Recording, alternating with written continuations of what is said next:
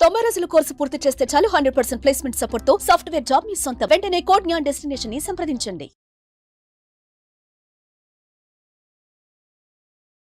నమస్కారం, సుమన్ టీవీకి స్వాగతం. 2025 సంవత్సరం నవగ్రహాల స్థితిగతులు ఎలా ఉన్నాయి, ద్వాదశ రాశుల వారికి ఎటువంటి ఫలితాలని అందజేస్తున్నాయి, ఈ విషయాన్ని తెలియజేసేందుకు మనతో పాటు ఉన్నారు ప్రముఖ జ్యోతిష శాస్త్ర పండితులు, శ్రీచక్రపీఠ వ్యవస్థాపకులు బ్రహ్మశ్రీ ప్రదీప్ జోషి గారు. గురుగారు నమస్కారం. శ్రీమాత్రే. గురుగారు, ఈ 2025 సంవత్సరం వృషభ రాశి వారికి ఎలా ఉండబోతుంది? సో వాళ్ళ పొజిషన్ ఎలా ఉంది? టాప్లో ఉందా లేకపోతే డౌన్లో ఉందా? శ్రీ గురుభ్యో నమః. శ్రీమాత్రే నమః. వృషభ రాశి వారు తప్పకుండా ఈ సంవత్సరము లాకర్ కొని పెట్టుకోండి.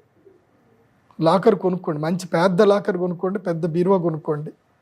ఎందుకోసం అంటే మీకు ధనలక్ష్మి మీ ఇంటికి రాబోతుంది, ఫుల్ డబ్బులు పట్టుకొని వచ్చేస్తుంది మీకు. వృషభ రాశి వారికి 30 సంవత్సరాల తర్వాత, ఎన్ని సంవత్సరాలు? 30 సంవత్సరాల తర్వాత 11వ స్థానం లోపలికి శని వస్తున్నాడు. మార్చి 38 వరకు ప్రశాంతంగా ఉండండి, దేని జోలికి వెళ్ళకండి. మార్చి 30 ట్రాప్. మార్చి 30 వరకు ఎలకకి ఎట్లాగైతే ట్రాప్ వేస్తారో అట్లా మీకు శని దశమ స్థానంలో ఉన్నప్పుడు ట్రాప్ వేస్తాడు. ట్రాప్లో పడి అప్పులో పడ్డారా, శని ఏకాదశంలో 2 సంవత్సరాలు ఉన్నా మీకు ఏమీ ఒరగదు, గుర్తుపెట్టుకోండి. ఈ 3 నెలలు జనవరి 1 నుంచి తీసుకొని మార్చ్ 28 వరకు తిన్నావా, పడుకున్నావా, తెల్లారిందా, ఎవరు ఏది అడిగినా గుర్తులేదు, మర్చిపోయా, తెలియదు, ఇదే చెప్పాలి మార్చి 28 దాకా. ఎందుకోసమంటే శని వచ్చేటప్పుడు 10వ స్థానంలో ఉంటాడు కదా, రాజ్య వశీకరణం చేసుకొని బంధిస్తాడు. సో ఆయన బంధించకుండా మీరు కామ్గా కూర్చోండి. ఏం లేదు, ఈ 3 వర్డ్స్ గుర్తుపెట్టుకోండి. వృషభ రాశి వారు ఏం లేదు, తెలీదు, గుర్తులేదు, మర్చిపోయా, మార్చ్ 28 వరకు. దాని తర్వాత మీరు పట్టిందల్లా బంగారం, చేసిందల్లా సూపర్. ఇంకా గురుసేనులు ఇద్దరు కూడా ఫుల్ సపోర్టివ్ ఉన్నారు. ధనస్థానంలో గురువు వచ్చేస్తున్నాడు. అక్షయ తృతీయ దాటితే ధనస్థానం లోపల గురువు వచ్చేస్తాడు. కాబట్టి గురువు శని ఇద్దరు బాగున్నారు. కాబట్టి ఈ సంవత్సరం ఎవరైనా టాప్ నంబర్ 1 పొజిషన్లో ఉన్నారు అంటే అది మాత్రం ఎవరు? వృషభ రాశి is in number 1 position. Bharani నక్షత్రం అయితే ఇక తగ్గేదలా. నేను మెయిన్గా చెప్పేది ఏంటంటే యంగ్స్టర్స్కి పెళ్లి చేసుకోకండి. వృషభ రాశి వాళ్ళు పెళ్ళిళ్ళు చేసుకోకండి. ఈ సంవత్సరం పెళ్లి చేస్తాడు గురువు, తప్పకుండా రాగానే పెళ్లి చేస్తాడు. పెళ్లి చేశారనుకోండి, వివాహం విద్యానాశనం, శోభనం సర్వనాశనం, జీవితంలో ఏం సాధించలేరు ఇంకా. సో ఈ సంవత్సరం పెళ్ళిళ్ళు చేసుకోకండి అని చెప్తాను నేను యంగ్స్టర్స్. సంపాదించుకోండి, డబ్బులు సంపాదించుకోండి. పెళ్ళి చేసుకున్నారా, మొత్తం టైం అంతా ఎక్కడికి వెళ్ళారు, ఎప్పుడు వస్తారు, దీనికి మీ జీవితం పోతుంది. వృషభ రాశి స్థానంలోకి గురువు సెకండ్ ప్లేస్ లో గురువు వస్తున్నారు. అట్ ద సేమ్ టైం శనితో పాటు శుక్రుడు కూడా ఆ ప్లేస్ లోకి మీనరాశిలోకి వస్తున్నారు. కానీ శుక్రుడు మారుతాడండి. శుక్రుడు ఎవ్రీ 22 రోజులకి 28 రోజులకి మారుస్తాడు. శుక్రుడు ఎక్కువ రోజులు అట్లాంటిది. శుక్రుడు ఎప్పుడు మారుతూనే ఉంటాడు. సూర్యుడితో పాటు శుక్రుడు బుధుడు మారుతూనే ఉంటారు. అందుకే ప్రతి నెల రాశిఫలాలు వినాలన్నది. నెల రాశిఫలాలు వినాల్సింది, వారం రాశిఫలాలు వినాల్సిందే. అప్పుడప్పుడు మనకి మధ్యలో వచ్చేసి కమ్మటి గోరుముద్దలు పెట్టి వెళ్తారు వీళ్ళిద్దరు. ఎవరు? శుక్రుడు, సూర్యుడు, బుధుడు.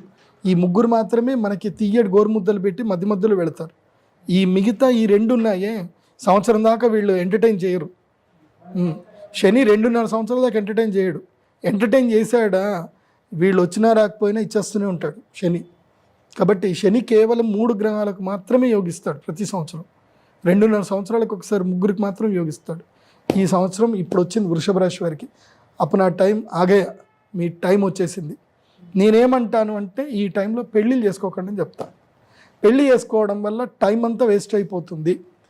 ఒకసారి రామ్ గోపాల్ వర్మ గారిది మంచి ఇంటర్వ్యూ చూడండి, చూసినాక పెళ్లి చేసుకోండి. వృషభ రాశి వారు మాత్రం సంపాదించండి. ఎంత సంపాదించాలంటే అంత సంపాదించాలి. కాంప్రమైజ్ అయ్యి కకృతి పడి పెళ్ళిళ్ళు చేసుకోకండి ఈ సంవత్సరం మాత్రం. నేను క్లియర్గా చెప్తున్నా. ఇల్లు కట్టుకోండి. 30 సంవత్సరాల తర్వాత అండ్ అప్పుల పాలు కూడా కాదు, అప్పులు కూడా చేయకూడదు. ఈ హౌసింగ్ లోను ఇవి ఏవైతే ఉన్నాయో ఇవి గుదిబండ. నీవు జీవితంలో ఎదగడానికి నీకు ఏ అవకాశాన్ని ఇవ్వదు చెప్తున్నా. నువ్వు రిస్క్ చేయలేవు జీవితంలో. ఇప్పుడు రిస్క్ చేయాల్సిన టైం ఇది. రిస్క్ చేయాలంటే ఫ్రీగా ఉండాలి. ఇప్పుడు మనం ఒక 5 కిలోల 10 కిలోల బస్తాన్ని మనం మెడలో వేసుకొని మనం పరిగెత్తగలుగుతామా? ఫాస్ట్గా పరిగెత్తలేదు. ఏమీ లేకుండా ఉంటేనే స్పీడ్గా పరిగెత్తగలుగుతాం. సో ఎలాంటి బాధ్యతలు ఏమీ లేకుండా ఫ్రీడమ్ ఆఫ్ థింకింగ్ తోటి వెళ్ళండి.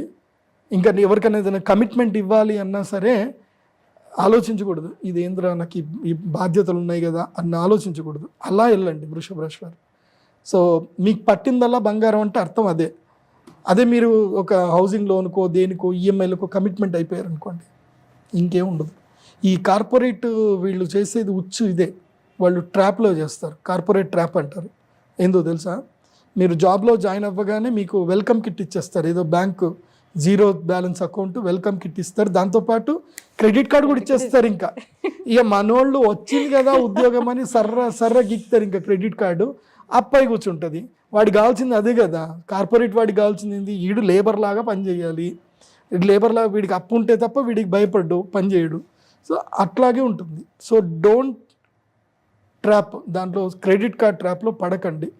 ఫ్రీడమ్ ఆఫ్ థింకింగ్లోకి వెళ్ళండి. స్టార్టప్లు బిగినింగ్ చేయండి, కష్టపడండి. Business thinking, only business thinking అంత బాగా అది చెయ్యండి. వృషభ రాశి వారు నేను చెప్పేది ఏంటంటే తప్పకుండా ఆస్ట్రాలజర్ని కలవండి. ఓకే, నన్ను కలిస్తే ఇంకా మంచిది. ఎందుకోసమంటే ఐఎమ్ బిజినెస్ ఆస్ట్రాలజర్. నేను ఎవరికి ఏది చెప్పాలో ఎటువైపు ఎట్లా పంపించాలో నేను పంపిస్తాను. నేను పరిహార పూజలు చెప్పడం తక్కువ, గైడ్ లైన్స్ ఇవ్వడం ఎక్కువ ఉంటుంది నాతో మాట్లాడితే. Because I know the world. నేను ఎకనామిక్స్ నాకు తెలుసు. ప్రపంచం పోకడలు తెలియని వాళ్ళ దగ్గర పోయి మీరు ఏం చెప్పించుకున్నా వేస్ట్. ప్రపంచం పోకడ తెలియాలి, గ్రహాల పోకడ తెలియాలి, రెండు తెలిస్తేనే నడుస్తుంది. సో రండి, నా దగ్గరికి రండి, 25,000 పట్టుకొని రండి, నేను చెప్తా పక్క. గురుగారు, మరి వీళ్ళు అంతా బాగానే ఉంది కాబట్టి ఇంకెలాంటి పరిహారాలను పాటించాల్సిన అవసరం లేదంటారా? ఏముంటుంది, గమండి తగ్గించుకోవాలి, గర్వం పెరుగుతుంది.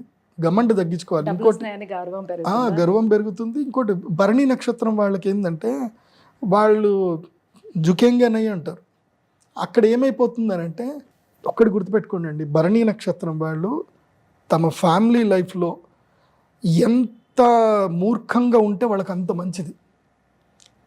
మూర్ఖంగా అంటే పెళ్ళాం పిచ్చోడన్నా సరే, మా ఆయనకి ఏం తెలీదు, మూర్ఖుడు, ఎదవా, ఏమన్నా సరే అంతేగా అనాలి. భరణి నక్షత్రం వాళ్ళకి కృతిగా కూడా అంతే. ఎవరికైనా గుర్తుపెట్టుకోండి అండి, జీవితంలో మనకి బయట ఎక్కడైనా అదృష్టం వస్తుందంటే ఇంట్లో అదృష్టం ఆపుతుంది. ఇంటి వాళ్ళు ఆపుతారు. ఇంట్లో అదృష్టం ఉంది, ఇల్లు బాగుంది, బయట రాదు. ఇది ఎప్పుడూ ఈ బ్యాలెన్స్ అనేది తప్పుతుంది. ఇంట్లో ఎక్కువగా సీరియస్ లేకుండా వాళ్ళు ఏమన్నా సరే నీ ఇష్టం, అంతే నీ ఇష్టం అని అనుకొని ముందుకెళ్ళు. డబ్బులు బయట గెలుస్తావు, ఇంట్లో గెలవలేదనుకో బయట గెలవలేదు. అది బాగా గుర్తుపెట్టుకోండి. అందులోపల భరణి నక్షత్రం వాళ్ళకి గర్వం బాగా ఎక్కువ, పొగరు, కోరికలు, ఆశలు, మాటలు అన్నీ ఎక్కువ. ఎందుకోసమంటే పెద్ద నక్షత్రం అది భరణి నక్షత్రం. భరణి అంటేనే అగ్ని. అది గురుగారు, ఈ 2025 సంవత్సరం వృషభ రాశి వారికి ఎలా ఉండబోతుంది? సో వాళ్ళకి అదృష్టం పట్టిందల్లా అదృష్టమే ఉండబోతుంది. అక్షయ తృతీయ యాగం చేసుకోవాలి వృషభ రాశి. అక్షయ తృతీయ మహాలక్ష్మి యాగం చేస్తే యు మే ఇన్వైట్, మీరు లక్ష్మీదేవిని ఇన్వైట్ చేసినట్టు. యంత్రం తీసుకోవాలి, మా శ్రీచక్రపీఠంలో చేస్తాము, రండి యంత్రం తీసుకోండి. అప్పుడు అమ్మవారు మీ దగ్గరకు వస్తారు. నేను ఇచ్చే గైడ్ లైన్స్ ఫాలో అవ్వండి. గురుగారు, ఈ 2025 సంవత్సరం వృషభ రాశి వారికి ఎలా ఉండబోతుంది? చిన్న పరిహారాలు ఏమేమి చేసుకోవాలి? సో వాళ్ళకి ఎంత అదృష్టం పట్టనుంది? ఈ విషయాలన్నీ కూడా తెలియజేసినందుకు ధన్యవాదాలు. శ్రీమాత.